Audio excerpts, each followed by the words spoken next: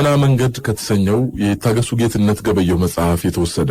በጠባቧ ክፍል ውስጥ አንድ ወንድና አንድ ሴት እንዲሁም ብዙም ራሱን ያልጠበቀ ጸጉሩ በአግባቡ ያልተበጠረና የተንጨባረረ ዶክተር ተፋጠው ቆመዋል። በሁለቱ ሰዎች ፊት ላይ ሐዘን፣ ድንጋጤና ግራ መጋባት ጎልቶ ይነበባል። ዶክተሩ የልብ ማዳመጫ መሳሪያውን ከአንገቱ አውልቆ ጠረጴዛው ላይ አስቀመጠ። ግራ በተጋባ አነጋገር ጣቱን እንደ ጭራ አጨናፍሮ ሁለታችሁም ሟችን የት ነው የምታውቁት ሲል ጠየቀ። ጌታዬ የልጆች አባት ነው ሕጋዊ ባለቤቴ አለች ያጸገዘቀችውን ነጠላ ጥለት ጫፍና ጫፉን ይዛ። በፍጹም ሐሰት ነው፣ እርሱ ሚስትም አላገባ ልጆችም የሉትም አለ ጠና ብሎ ጉንጮቹ ትል የቦረቦረው ፍሬ የሚመስለው ቀጭን ሰውዬ በታላቅ ተቃውሞ። ዶክተሩ ተናደደ። ምን ግራ የገባው ነገር ነው?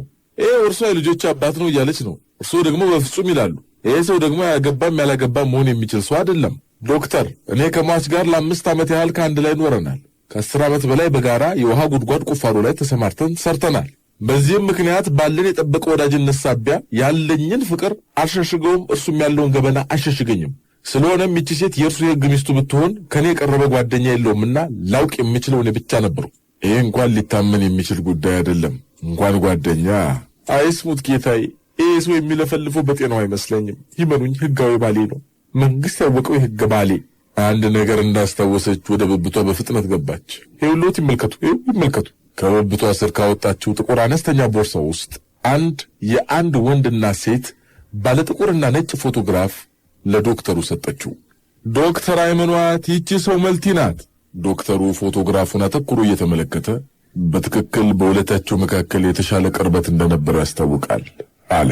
ፎቶግራፉ ላይ አይኑን እንደተከለ የተጋባን ሰሞኑን የተነሳ ነው። የዛሬና ያድርገው እንጂ ቅፍ እንዳደረገ ነበር እኮ የሚያድረው። ጌታዬ ታታልሎታለችን ጠቀቁ አለ ቀጭኑ ሰውዬ በጎንዮሽ የሴትዮዋ እፍረተ ቢስነት አስገርሟት እየተመለከታት።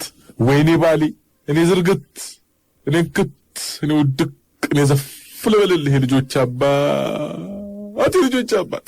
ኧረ ወደዛ አትቀባጥሬ የልጆችሽን አባት ሄደሽ ፈልጊ።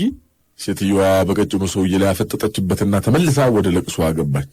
ለማይረባ ይድር ብር ብለሽ ኩነኔ ባትገቢ ይሻላል። ሴትዮዋ ካወጣችው የቦርሳ ውስጥ የተጣጠፈ ወረቀት አወጣችና ይኸው ጌታዬ ይመልከቱት፣ ይኸው ጌታዬ፣ እርሱ የተማሩና ዕውቀት የዘለቁት ኖት። በቅርቡ እርሱ አፈላልጎ ያገኘው የእርዳታ ድርጅት ልጆችህ ለመሆናቸው የሐኪም ወረቀት ካላመጣ አይሆንም ሲለው ተመርምሮ የልጆቹ አባት ለመሆኑ የተሰጠው ወረቀት ይሄው። ለዶክተሩ ወረቀቱን ሰጠችው። ቀጭኑ ሰውዬ እዝጎ አይኔ ያወጣ ሌብነት፣ እዝጎ ድፍረት። ይሄው ዶክተር፣ የሰው ሚስጥር መናገር አግባብ አለመሆኑን አውቃለሁ። ቢሆንም ይሄ ወዳጄ በምሰራበት አካባቢ የምትገኝ ቀላቢያችንን ለምዶ ኖሮ ድንገት አረገዝኩ ትለዋለች። እርሱም በተፈጥሮ መውለድ የማይችል ለመሆኑ ያስመሰከረበት ሐኪም ወረቀት በሞተ ጊዜ ከኪሱ ተገኝቷል። ይሄው በእጄ እንዳያስኩታለ ይሄው አለና ከኪሱ ውስጥ ከበርካታ የወረቀቶች ጥቅል ሁለቱን መርጦ ለዶክተሩ አቀረበው። ዶክተሩ ግራ በተጋባ ገጽታ ተሞልቶ የሁለቱንም የሐኪም ማስረጃ ገልጾ ጠረጴዛ ላይ ከዘረጋቸው በኋላ በጥንቃቄ ያያቸው ገባ።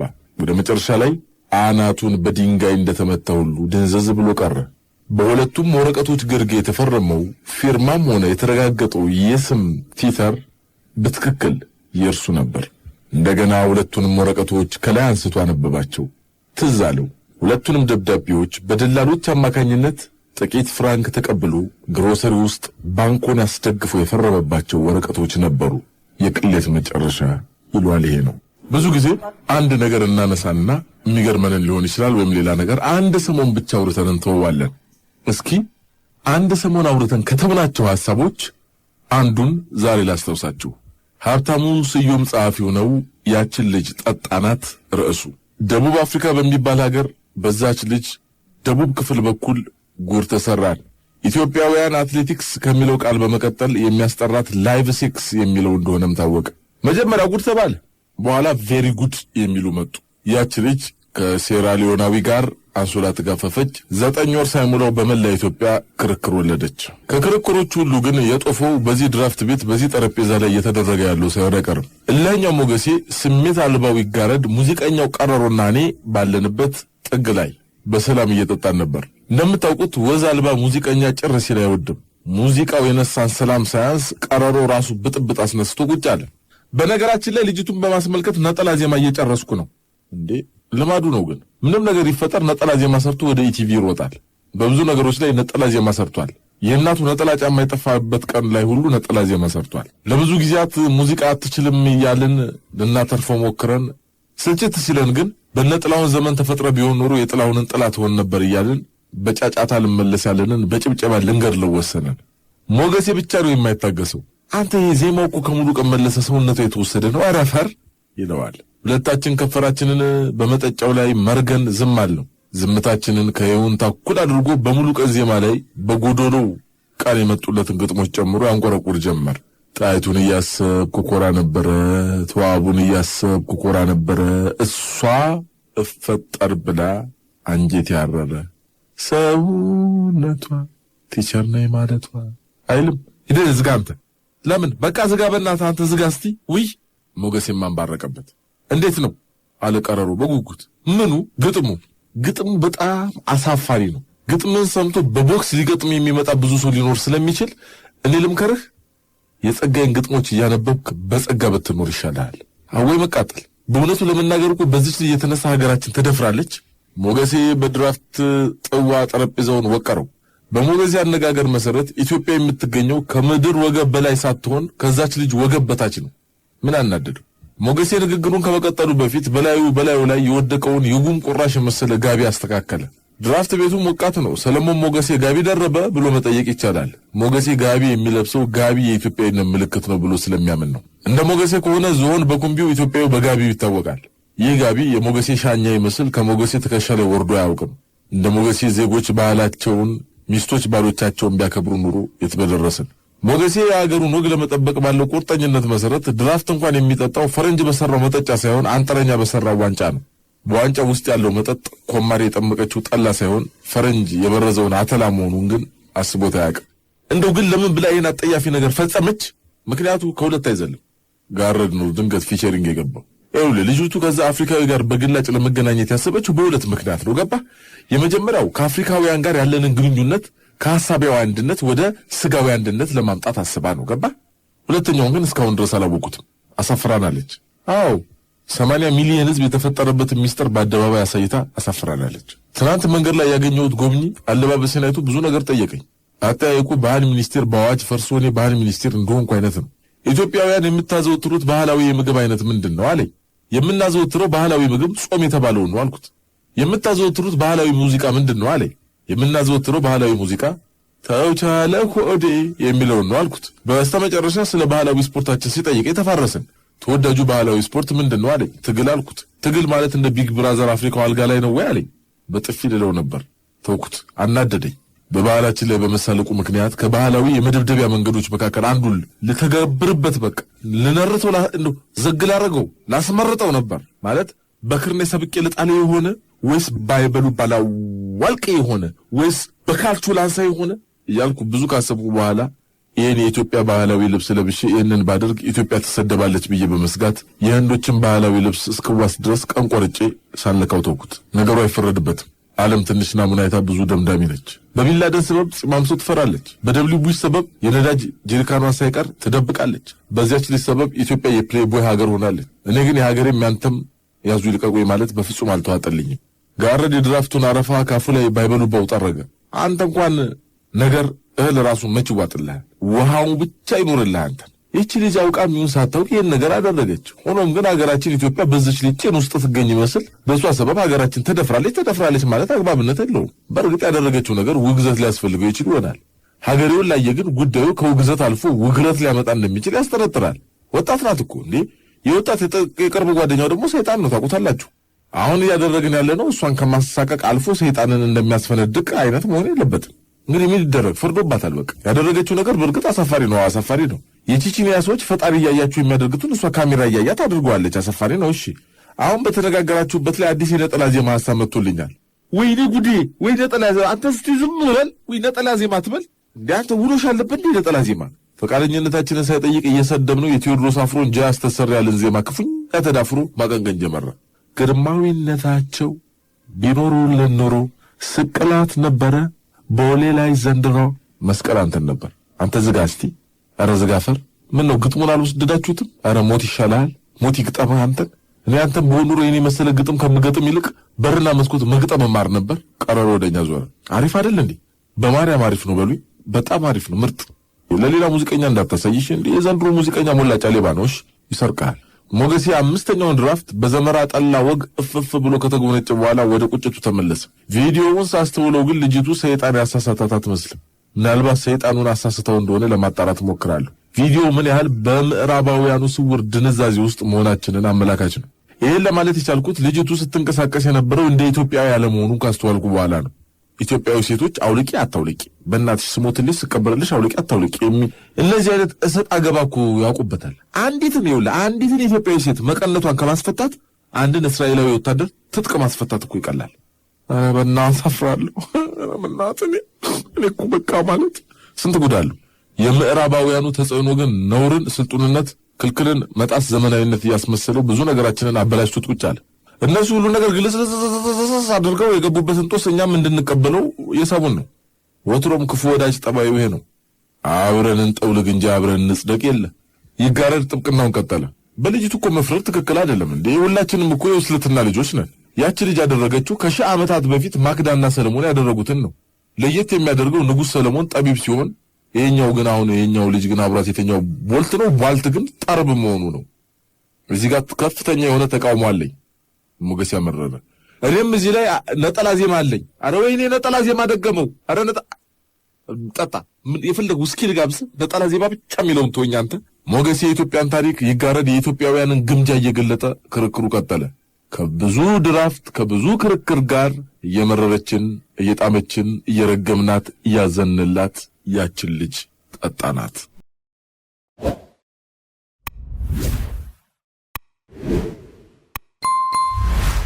ከእፍታ ቅጽ 5 ላይ በአንድ የጉብኝት ወቅት አንድ ገጠመኙ የማያልቅ ሰው ያጫወታቸውን ካሰፈሩት አንድ ላጫውታችሁ። እንዳልኳችሁ ይላል ሰውየው ወሬውን ሲጠርቅ፣ እንዳልኳችሁ የዲያብሎስ ታናሽ ወንድም ነበርኩ። ዘጋምባ እባላለሁ። ሹፌር ከሆንኩ በኋላ ባደርኩበት ከተማ ሁሉ ለአዳሪ የቡና ቤት ሴት የመኮናተር ክፉ ልማድና ሱስ ተጠናውቶኝ ነበር። አንድ ጊዜ ግን ደሴ ላይ የቤት ልጆችን የሚያገናኙ ደላሎች አሉ የሚል ወሬ ሰምቼ ደላሎቹን አፈላልጌ ያገኘኋቸው። እንደ ጆቶኒ ያለ ሳንቲም የማይንቀሳቀሱ ቆቅ ነገር ነበሩ ልጆቹ።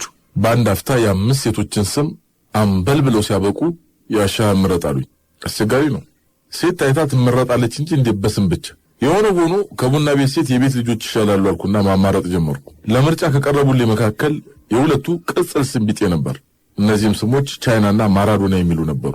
እንግዲህ ቻይና የተባለችው አይነ ምስር አፍንጫ ደፍጣጣ ልትሆን እንደምትችል ገመትኩና ዘለልኳት። ልቤ ማራዶናን ፈቀዳት። ማራዶና የሚል ቅጽል ስም የተሰጣት እንደ ማራዶና ፈጣን በመሆኗ ሊሆን እንደሚችል በማሰብ በአስቸኳይ ማራዶና ትምጣልኝ ስላዘዝኩ፣ በእርግጥም ደላሎቹን ማራዶናን እያዋከቡ አመጡልኝ። ነገሩን ስገነዘብ ታዲያ እንደ እብድ በባዶ ሜዳ ከመሳቅ በቀር የማደርገው አልነበረኝም። ልጅቱ ማራዶና የሚል ቅጽል ስም ያገኘችው ለአንድ ዓመት ያህል ከሰውነቷ ላይ ተለይቶ በማያውቀው ቱታ ምክንያት ነበር። ቱታዋ ደግሞ ማራዶና በሚል ጽሑፍ ተንቆጥቁጦ ነበር። የእኔ ጉር ተወርቶ ያልቃል። እንዴት ከአካባቢዋ ብን ብዬ እንደሄድኩ እኔ ብቻ ነኝ የማውቀው። የሁለት ሐውልቶች ወግና ሌሎች ከተሰኘው መጽሐፍ የክፋት ሶፍትዌር የሚለው ልጋብዛችሁ። መቅደመ ነገር። ሰውየው ወደ ፈጣሪው ይጸልያል። ሲጸልይም ባክህን ከሰው ሁሉ በላይ የምሆንበት ነገር ስጠኝ ይለዋል። ታዲያ የለመኑትን የማይነሳ የነገሩትን የማይረሳ አምላክ ጸሎቱን ሰማው። ምን እንድሰጥህ ትፈልጋለህ? ነገር ግን አስተውል፣ ለአንተ ነገር ከሰጠውህ ለባልንጀራህ 2 አድርጌ ሰጠዋለሁ ሲል ፈጣሪው መለሰለት። ሰውየውም ከፈጣሪው ከሚያገኘው ነገር ይልቅ በሌሎቹ ሊበለጥ መሆኑን ይበልጥ አሳስበው። እናም የምጠይቀው ነገር ጓደኞቼ ሊያንሱበት የሚችሉበትን ነገር መሆን አለበት ብሎ አሰበ። አስቦም አልቀረ መልሱን አገኘው። ፈጣሪ ሆይ አንድ ዓይኔን አጥፋልኝ ሲል ለመነ። ስለምን እንዲህ ሲል ለመነ ቢሉ እርሱ በጠየቀው መሰረት አንድ ዓይኑ ሲጠፋ የጓደኛው 2ቱም ዓይኑ ይጠፋላ። እንደምን እንዲህ ያለ ነገር ሊያስብስ ቻለ ቢሉ የክፋት ሶፍትዌር ተጭኗላ። ኢትዮጵያ እንዳታድግ ያደረጓት ፖሊሲ፣ መመሪያ፣ ቢሮክራሲ፣ አምባገነንነት፣ የመልካም አስተዳደር እጦት ምናምን ያልተባለ ነገር የለም። ነገር ግን አንድ ነገር የቀረ ይመስለኛል። በብዙ ሰዎች ዘንድ የተጫነው የክፋት ሶፍትዌር። መልካም ፖሊሲዎች በሌሉበት ዘመንና አገር መልካም የሰሩ ሰዎች ነበሩ። መልካም ሰዎች በሌሉበት ዘመንና አገር ግን መልካም የሰሩ ፖሊሲዎች ያሉ አይመስሉኝም። የአገሬ ሰው ድግሱን የሚያበላሸው አስተናጋጅ ነው ይላል። እውነቱን እኮ ነው። ያ ሁሉ ባለሙያ የለፋበትን ሽር ጉድ ብሎ ያቀረበውን ምግብ ፊቱን ያኮሳተረና የምግብ ፍላጎትን ለመዝጋት ተብሎ በውቅ የተሰራ የመሰለ አስተናጋጅ ጉድ ይሰራዋል። ከፍትፍቱ ፊቱ የተባለለት አስተናጋጅ ከተገኘ ደግሞ ኧረ እንደው በሞቴ አፈር ስሆን በኔ ሞት በእንጨት ስሄድ እያለ የውሃውን ፍትፍት ከዶሮ ፍትፍት በላይ እንድንበላው ያደርገናል። እንዲያው ሁል ጊዜ በመንግስትና በፖሊሲ በሕግና በመመሪያ ማመካኘት ለምዶብን ነው እንጂ አሁን ለሁሉም ችግሮች ተጠያቂዎቹ እነርሱ ብቻ ናቸው።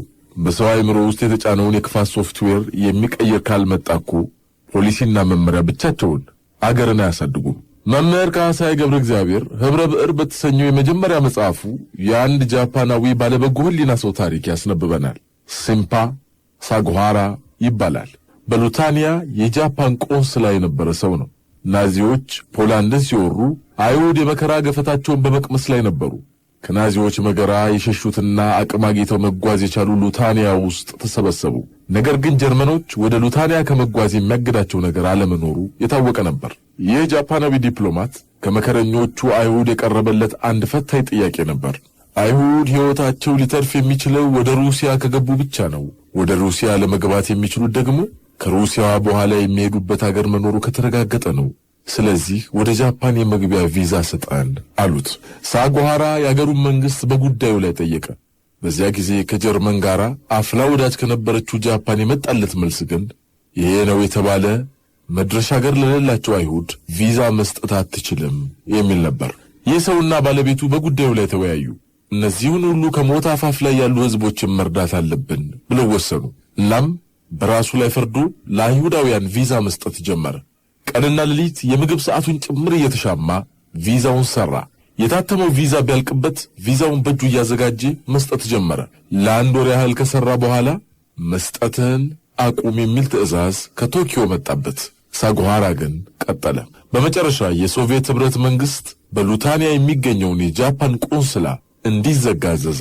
የጃፓን መንግስትም ይህንን ሰው ከዚያ እንዲወጣ መመሪያ አስተላለፈለት። የሶቪየት መንግስት በፈጠረበት ጫና ከቆንስላው ቢሮ ሲለቅ ሆቴል ተቀምጦ ቪዛ መስጠቱን ቀጠለ። ከሆቴል ወጥቶ በባቡር እየሄደም ቪዛ ይሰጥ ነበረ። እንዲህ አድርጎ ብዙ ሺህ አይሁድን ከሞት ያተረፈው ሰው ለብዙ ጊዜያት ለአገሩ አምባሳደር ሆኖ ሲያገለግል ከቆየ በኋላ በሮማንያ በዲፕሎማትነት ሲያገለግል በሶቪየት ኅብረት ወታደሮች ተይዞ እስር ቤት ገባ። ከ20 ወራት በኋላም ወደ ጃፓን ተላከ። የጃፓን መንግስትም ለአይሁድ የማይገባ ቪዛ ሰጥተሃል ብሎ ከሥራው አባረረው። ይህ ሰው የዕለት ሥራ እየሠራ ኑሮውን በሚገፋበት ሰዓት እነዚያ ከሞት ያተረፋቸው አይሁድ የእስራኤል መንግስት መስርተው ነበር። የእስራኤል መንግስት ይህን ታላቅ ጀግና በእግር በፈረስ ፈልጎ በ1984 እንደ አውሮፓውያን አቆጣጠር የእስራኤልን የጀግና ሜዳሊያ ሸለመው። እንደ አውሮፓውያን አቆጣጠር በ1992 ደግሞ የእስራኤል ዘላለማዊ ዜግነት ተሰጠው። እንደ አውሮፓውያን አቆጣጠር በ1991 ደግሞ የጃፓን መንግስት ከሥራ ማባረሩ ጥፋት እንደነበር አምኖ ቤተሰቡን ይቅርታ ጠየቀ። የክፋት ሶፍትዌር ያልተጫነበት ሰው እንዲህ ይሰራል። ፈቃድ አይደለም የሥራ መሳሪያዎቹ ህሊናው ነው። ይህን ታሪክ አንብቤ ወደ አገር የመጣሁና እነሆ ቀጥለው ያለውትን ታሪኮች አገኘሁ። 1 ካሳንቺስ አካባቢ የሰንበት ገበያ አለ። እኔም የውሃ መቅጃ ፕላስቲክ ባልዲ ለመግዛት ወደ ገበያው አመራው። ገና ወደ ገበያው ሲገባ በስተቀኝ በኩል የፕላስቲክ ምርቶች ተደርድረዋል። እኔም ይሄ ባልዲ ስንት ነው ብዬ ጠየቅኩ። የምትሸጠዋ ልጅ እንደተቀመጠች የቱ አለች። ይሄ መሬት ያለውን አልኳት። አይታየኝም። ነይና ላሳይሻ አልኳት ገርሞኝ። ይዘኸውና አትለኝም መሰላችሁ እንዴ? ልትሸጭ አይደል እንዴ የተቀመጥሽው ስላት ከፈለክ ይዘኸውና ብላኝ ረፍ። እኔም አይ ዕቃውን እንዴት እንደማይሸጥ ለማሳየት ነው የተቀመጥሽው ማለት ነው ብዬ ትቻት ሄድኩ። 2 የገና በዓል ሊከበር 2 ቀን ሲቀረው አንድ የኤፍኤም ጋዜጠኛ ደወለልኝ። ስለ በዓል ላነጋግርህ እፈልጋለሁ ስላለኝ ሳር ቤት አካባቢ ተቀጣጠርንና አንድ መናፈሻ ውስጥ ተቀምጠን እኔ ለስላሳ እርሱ ቡና አዘዘን። ቴፑን አውጥቶ ውይይታችንን መቅዳት ሲጀምር አስተናጋጇ መጣችና ኢንተርቪው ማድረግ ተከልክሏል አለችን። ለምን? እኔ አላቅም ግን ክልክል ነው። ወይ ግሩም! አሁን ምን ያህል ጋዜጣ፣ ሬዲዮ፣ ቴሌቪዥን ኖሮ ስንቱስ ጋዜጠኛ እዚህ ቤት ኢንተርቪው አድርጎ ነው አሁን ክልክል የሆነው? አቤት የክፋት ሶፍትዌር! አማረር የወጣው።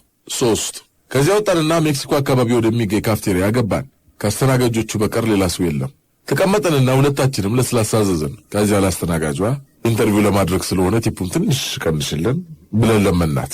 ከዚያም ስራችንን ጀመረን። በመካከል ግን የአስተናጋጆቹ አለቃ መጣችና ቲፑን ለምን ቀነሳችሁት አለቻቸው። አስተናጋጆቹ ምክንያቱን ነገሯት። ባክስ ጨምሬው አለችና ከሙዚቃ ቤት በላይ ለቀቀችው። የሚገርመው በቤት ያለነው ተስተናጋጆች ሁለታችን ብቻ ነን።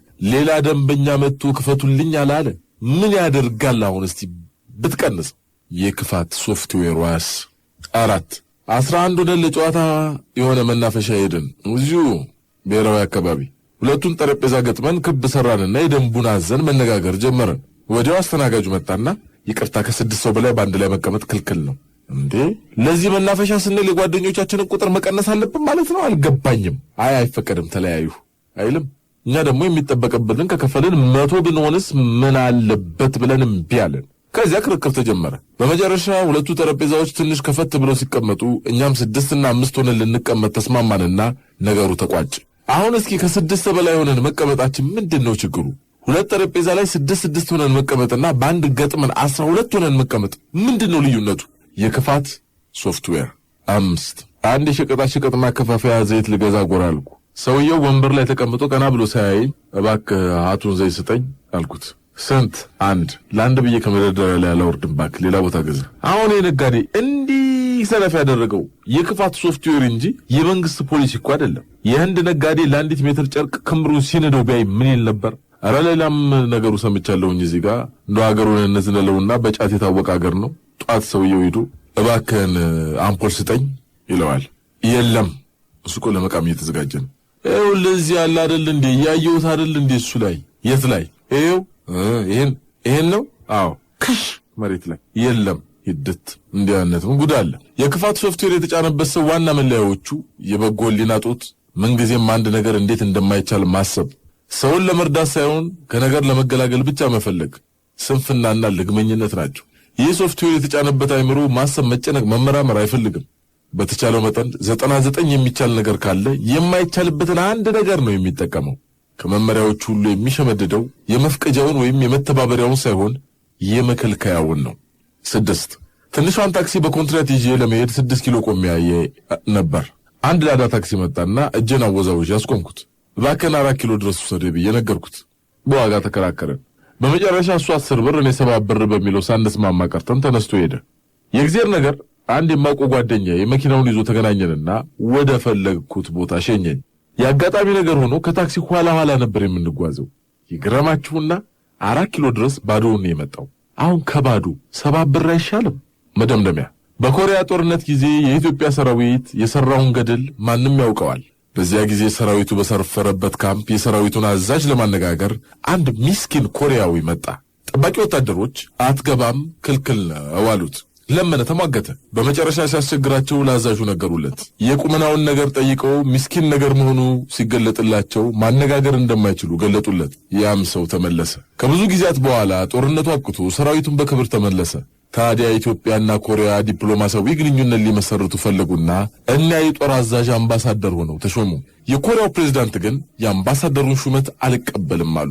ለካ የኮሪያ ፕሬዝዳንት ማለት ያን ጊዜ የጦሩን አዛዥ ሊያነጋግር መጥቶ የተከለከለው ሚስኪን ኮሪያዊ ኖሯል። ያይቻልም ክልክል ነው። ውጤቱ ይህ ነው። አንድ ላክልና እንሰነባበት። ሰው እኮ የክፋት ሶፍትዌር ከተጫነ ደግ አይታየውም። በ1799 ናፖሊዮን በመካከለኛው ምስራቅ ጄኔራል ሆኖ ጦሩን እየመራ ያለ የማረካቸውን ቱርኮች ለመልቀቅ ፈለገ። እናም የሚመለከተውን አዛዥ ጠርቶ እስረኞቹን ቱርኮች